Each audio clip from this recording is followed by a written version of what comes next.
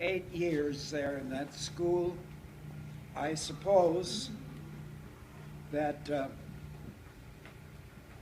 trying to think through this, that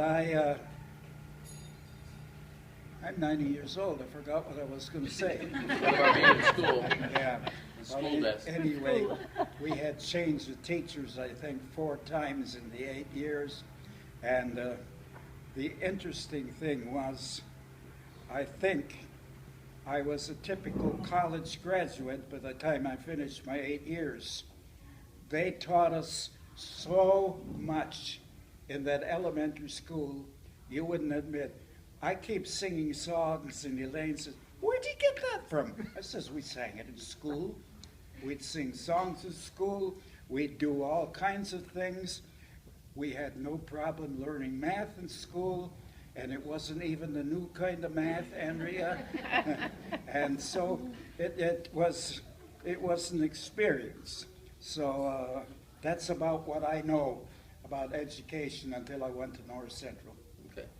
So you went to 8th grade and then were working and then went to North Then Central? I went to work, and then when I was 21, the draft board allowed me to leave the farm, and I went to North Central.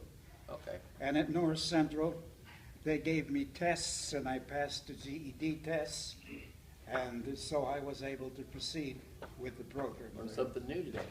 Huh? I didn't know you didn't go to high school. Well, you learned something new. You made me go. I don't know about that. It wasn't easy to make you go. No, it wasn't. You and Ryan, you were a pair. Neither one of you wanted to go. We turned out all right, didn't we, Ryan? Yeah, all right. Okay. Driving cars, your first experience driving a car, or what was your first car? You had all kinds of cars since then, but I started driving the old family truck around the farm when I was about 13. okay. And I suppose that I maybe was 14. Let's see. I must have been, around 14. My dad had just bought a nice new 1938 black Chevrolet. It was a beauty. And my really first experience was that I jumped in this old truck, and I was starting to back up, and my dad came back from being in town, and he stopped directly in front of behind my moving truck.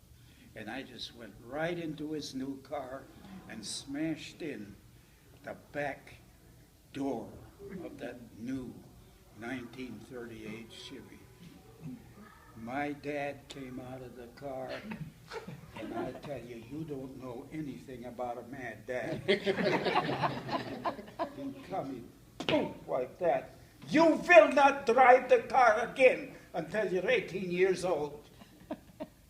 And for the next 20 years, my dad apologized to me every time he saw me, telling me how sorry he was. And then he said, "You know, I stopped in front of you. It was my fault." Now, can you imagine an old German admitting it was his fault? Anyway, I was so glad to know that. That's almost as positive as when your wife admits it's her fault. Does that ever right, happen? Jim? That's right, amen. Yeah, amen. Does that ever happen? It's ever happened? That mom admitted it was her fault? I don't think so. He's getting confused. Okay. What is your, he's getting confused now? Greatest accomplishment and your greatest disappointment. Oh, And don't say me, I'm the disappointment. this is our greatest accomplishment. This is the accomplishment. This is it. I still remember that day Elaine went into open heart surgery, and the whole bunch of kids was gathered around her there. She's, what was the words you used? "This is my life." Yeah, something like that. And this is what we say today. This is really our life. the family. A wonderful thing. We And not a one of you do we want lost, that's for sure. have no real regrets to look back to. I asked Pastor Vance last week, preached a tremendous sermon. I didn't get to go to church, but I listened to it online. And he talked about the relationship of wife and husband. It was a tremendous sermon. So after Elaine and I listened to it this week, I want you to know the greatest words to hear. I said, sweetheart, how do I fit into that? And she says, I have no regrets. How'd you like to hear that? I have no regrets. Wonderful, wonderful words. Lots of times I ask her, it's 65 years now, soon 66. Would you feel like doing it over again? She says, oh, yes. The other day I asked her, when did you first discover that you loved me? I don't know. But I will tell you, she's told me when she discovered it. I came to North Central in 1946. And about the first week or two that I was there, I walked down the hall and she was in the kitchen. And she said, when I walked by the door, this flashed into her mind.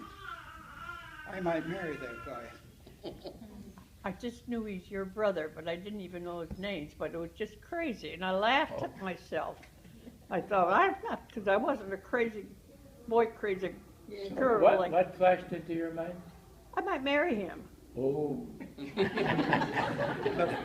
first time she saw me, Where did that come from? And then I forgot about it for months. It's a God thing. I think so, I really do. well, anyway, Yeah. our family, Papa, is the greatest thing. When it comes to ministry, I've had ministry in lots of parts of the world, but I don't count that as accomplishments. Let God decide what was accomplished. I simply like to say of myself, the same as the apostle said, a servant of Jesus Christ. And I don't feel any great personal achievements, although I have been blessed with the many areas of ministry that he's given me. Anybody have a question for him? Come closer. You're backing up. You can ask and sit down. Anybody got a hug for him? This is my little brother, as you know. It's the only brother I have left.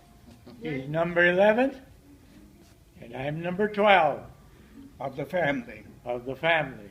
Yeah. And And- we're hanging